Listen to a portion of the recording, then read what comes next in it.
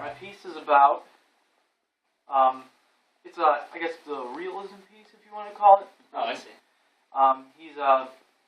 It's about this guy, and he's got, a family at home, 2 kids, a third on the way, a wife, and, they're kind of low on cash, like most people these days, I'd say. Okay. And he's getting fed up with all the money that he has to pay on everything, and his daughter's hounding him for a prom dress, and his kid plays hockey. Sure. So, to solve his problem, he makes the conscious decision to rob a bank. Oh. And all right. Cool. Goes from there. Let's you take me back up to the top and bleed through it a little bit, kind of get a sense of what it's about. Yeah. You want to read it, or do you want me to read it? Do you have a preference? You can read it. All right. Dad, thank God you're here, Miranda shouts as soon as she hears the front door slam shut. William staggers in the entrance of the tiny house. He's covered in black stains, from his work boots up to the little circles around his eyes and caked into his goatee. He looks like a raccoon. Barely has the time to hang his dirty denim coat and hat on the rack before his blonde daughter rushes up to him. She's holding a catalog in front of her brightly colored fingernails, having an image of a canary yellow dress. I like that bit of characterization there. Just the, I feel like the brightly colored fingernails are almost kind of representative of her personality, but very briefly. Yeah.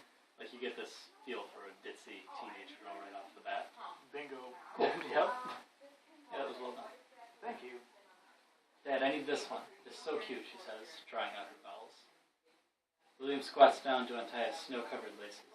Ask your mother about it. I did. She said it was too expensive. Dad, please. How much is it? Miranda bites her bottom lip. $800? William sighs heavily and looks up at her. He looks around his topsy-turvy living room. It looks like a hurricane hit and relief funds never showed up. The plaid couch is pulled out from the wall, which is splattered in white plaster. Strips of the wood paneled decor from '93 still cover a quarter of the room. The window blinds line the floor waiting to be hung up. The light fixtures in the ceiling hang loose and detached, like a light breeze from an open window would send them crashing down to the ground. Okay, and there you give us a sense of the disarray their house is in. Yes. And that they're really not in a position to pick up an $800 dress for prom. Yeah, he's kind of got his house in a mess and hasn't ever fixed it up yet. So. Okay. And do you go through to characterize him as a slobby character per se, or just someone who's got too many demands pulling him? Too many demands, because in this I also try and emphasize he's very faithful, religious faithful. Oh, so he's got like a good moral fiber, which is why I thought adding that would make it, I guess, up the drama between him deciding to do something that's clearly wrong, and he knows it's wrong in robbing a bank to try and solve his economic woes. It's almost like there's this reconciliation between what he needs to do for himself and his family and what he should do.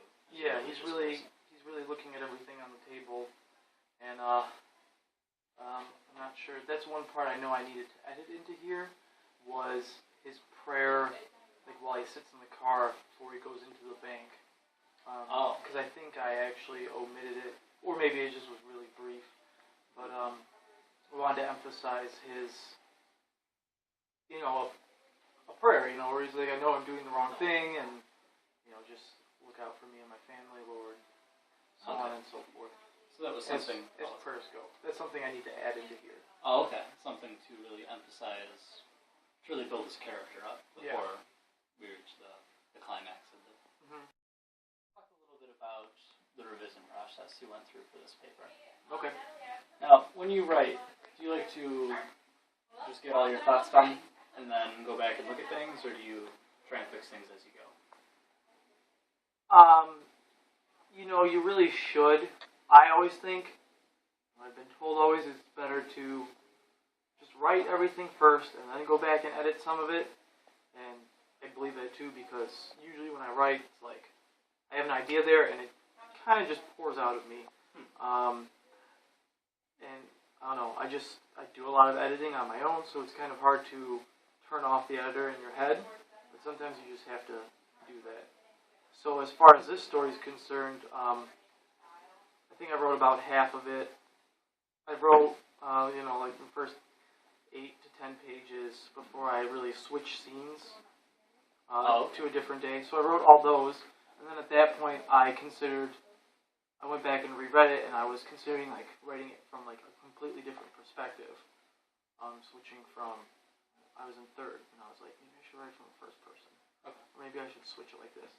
I ended up keeping it the same, but I definitely went through and edited some things just from that point. Yeah. All right. Yes, that was great. Thank you. Do you feel like you have a hard time going back and changing things like character development or plot flow, things that are more higher order, if you will? It's hard sometimes when you really are like, yeah, like that doesn't work. Like I have to say goodbye to it. I love that part, but I try not to get too connected because I know that it's probably going to be for the better of the final product. So if I have to lop out, a scene I really liked, but it really wasn't like pertinent to the story, then it's got to go. I mean, the best part is I could save that for something else later. So. Oh, I understand.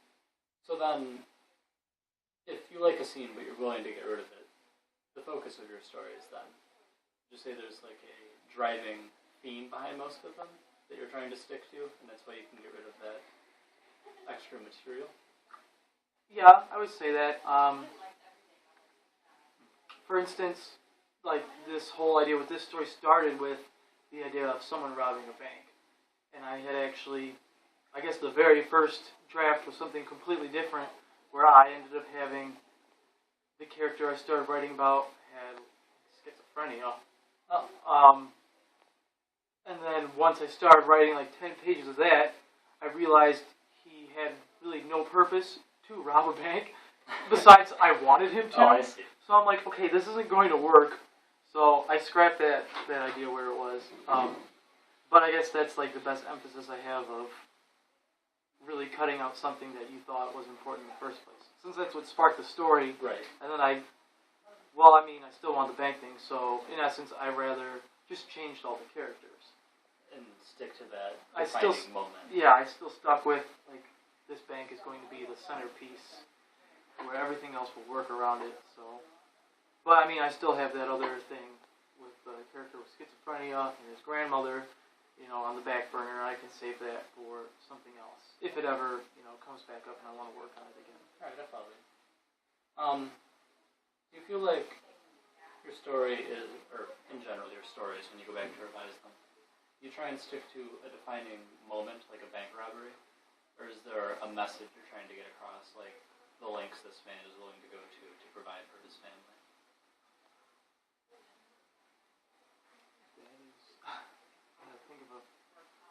I guess it's a little of both sometimes. I mean, it'll delve into different territories. As far as me personally, I tend to be more character-driven in all my stories. At least that's what I hear. So, I guess whatever they get into, like, there was no need for the bank in here, then there's no need for a bank, basically. Okay. So yeah, I guess more of like the message of what that character is all about. Like the lengths this man will go to. That's more the purpose than just setting up a scene where someone can rob the bank. Yeah. Okay. I follow you.